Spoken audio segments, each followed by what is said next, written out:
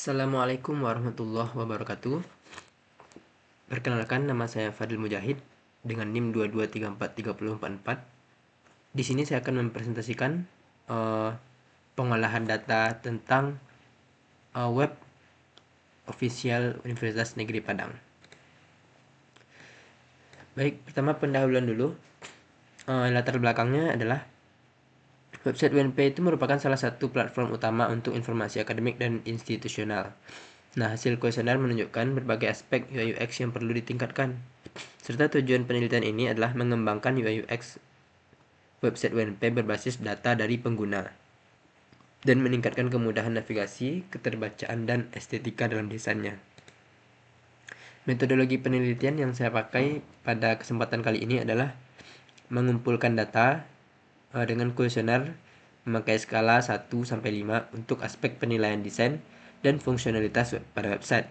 Lalu ada analisis statistik menggunakan mean, median, modus, standar deviasi, dan variansi.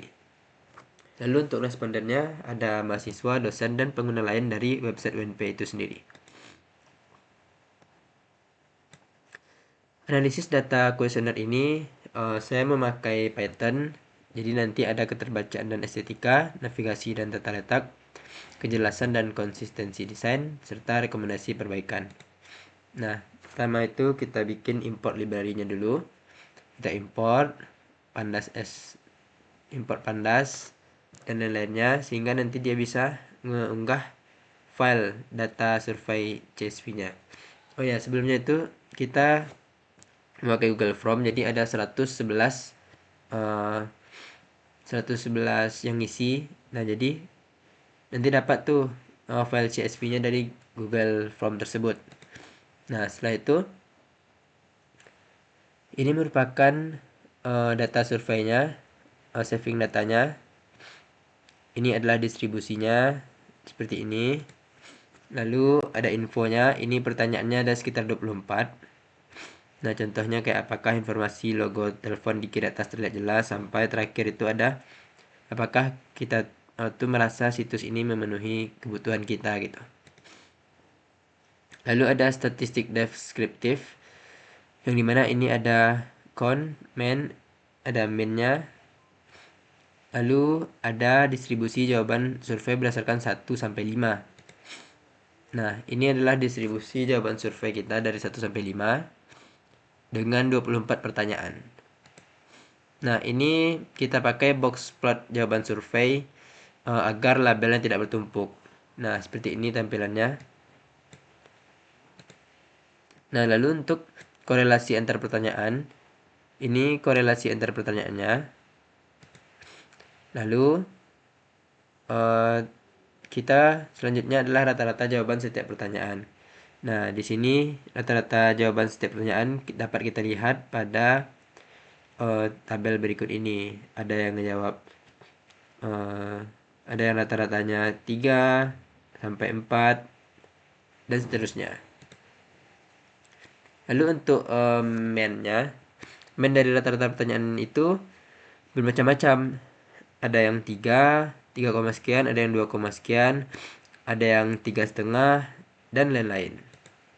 Nah, untuk mediannya juga bermacam-macam. Ada yang 3, ada yang 4, bahkan ada yang 2 gitu. Nah, selanjutnya modus untuk setiap pertanyaannya itu juga bermacam-macam. Ada yang 4, ada yang 3. Lalu untuk standar deviasinya itu ada yang kurang dari 1 dan banyak juga yang lebih dari 1. Lalu untuk variansi setiap pertanyaannya juga seperti itu. Nah, jadi hasil yang kita dapatkan seperti ini. Dari 24 pertanyaan tersebut, didapatkan hasilnya ada main-nya, ada mediannya, ada modus, ada standar deviasi, dan ada variansinya. Nah, ini adalah penjelasan dari hasil. Nah, main itu adalah rata-rata. Nilai main menunjukkan rata-rata dari jawaban responden terhadap pertanyaan tertentu. Semakin tinggi nilai main, atau tadi itu kita pakai 1-5, berarti semakin tingginya angka 5. Semakin positif, dia semakin mendekati angka 5, berarti dia semakin positif. Lalu semakin rendah, berarti dia semakin negatif. Contohnya itu ada di MEN 3,738. Pada pertanyaan tentang font menunjukkan bahwa sebagian besar responden merasa cukup nyaman dengan font yang digunakan karena dia lebih mendekati ke arah 5. Lalu ada median, yaitu nilai tengah. Nah, jika mediannya itu 3, maka sebagian besar responden memberikan jawaban netral. Nah, jika mediannya 4, maka cenderung setuju. Contoh pada apakah warna pada layout agenda sudah sesuai? Nah, itu mendapatkan median 4. Berarti orang-orang yang menjawab itu mayoritas sudah setuju. Lalu ada modus. Modus ini adalah nilai yang paling sering muncul. Jika modusnya 4, berarti jawaban 4 itulah yang paling banyak diisi oleh orang. Jika modusnya 3, berarti bisa disimpulkan jawaban dari orang-orang itu netral.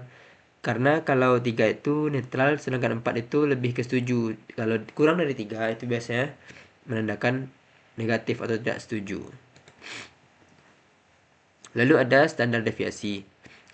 Standar deviasi ini mengukur seberapa tersebar jawaban responden dari rata-rata. Semakin kecil standar deviasi, semakin konsisten jawaban responden. Semakin besar standar deviasi, semakin bervariasi jawaban responden. Contohnya ada di standar deviasi 0,817. Nah, pada pertanyaan, seberapa puas Anda dengan kemudahan navigasi? Ini menunjukkan bahwa jawaban cukup konsisten, karena dia kurang dari 1. Lalu ada variansi. Variansi adalah kuadrat dari standar deviasi, dan menunjukkan seberapa besar penyebaran data. Nilai yang lebih kecil menunjukkan jawaban responden cenderung seragam, sedangkan nilai besar menunjukkan jawaban yang lebih beragam. Contoh pada variansi 0,668 pada pertanyaan, seberapa puas Anda dengan kemudahan navigasi? Menunjukkan bahwa jawaban tidak terlalu beragam. Nah, kesimpulannya adalah aspek yang mendapatkan respon positif, yang mana MEN-nya lebih dari 3,5 dan mediannya 4 dan modusnya 4, yaitu yang pertama ada font nyaman dibaca, mendapatkan 3,73. Yang kedua ada warna enak dipandang. Lalu ada navigasi yang cukup nyaman. Lalu ada warna layout agenda dan prestasi yang cukup baik, serta foto kehidupan kampus yang sudah cukup baik. Lalu aspek apa saja yang perlu diperbaiki? Aspek yang mendapatkan respon netral atau kurang baik, yang mana itu MEN-nya kurang dari 3,2, mediannya 3 dan modusnya 3, yaitu adalah penghapusan bendera Indonesia Inggris. Lalu ada tampilan halaman pendaftaran, lalu ada navigasi submenu kurang nyaman, dan terakhir ada tata letak gambar di perpustakaan yang kurang konsisten. Berdasarkan hasil ini, elemen dengan nilai rata-rata tinggi di atas 3,5 menunjukkan aspek yang sudah cukup baik. Sementara nilai rata-rata lebih rendah, yaitu di bawah 3,2, menunjukkan aspek yang perlu diperbaiki untuk meningkatkan pengalaman pengguna. Thank you. Baik, cukup sekian yang dapat saya sampaikan. Mohon maaf atas segala kekurangan, karena kekurangan datangnya dari setan, sedangkan kesempurnaan hanya milik Allah, dan saya hanya mahasiswa yang terombang-ambing di antara keduanya. Saya akhiri. Wabillahi taufik wal hidayah. Wassalamualaikum warahmatullahi wabarakatuh.